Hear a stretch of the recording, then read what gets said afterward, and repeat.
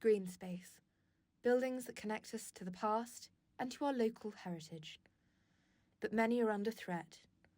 A recent report from Historic England found that 12 historic sites in the Coventry and Warwickshire area are at risk of irreparable disrepair.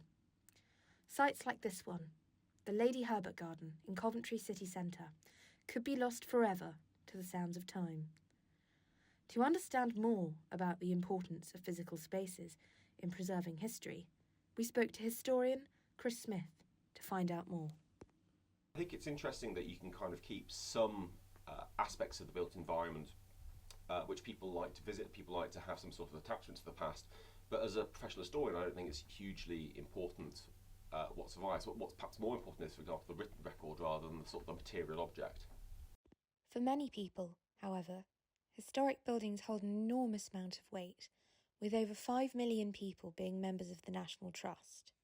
Nationally, the picture is not much better. According to statistics from Historic England, there are currently 4,891 historic buildings and sites that are at risk of neglect, decay, or inappropriate change. Raquel Rosario Sanchez is a women's rights activist and history enthusiast. She recently made what she feels was a pilgrimage to Anne of Cleves' house in Lewes in Sussex. She spoke to me about what she sees as the importance of these physical spaces in keeping the memories of historic women alive.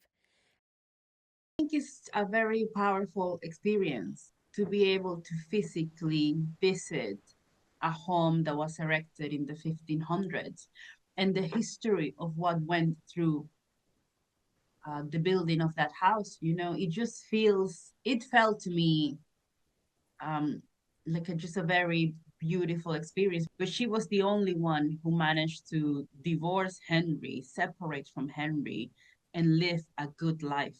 To be able to see the house and to walk through, to walk through the spaces where Anne of Cleves also walked.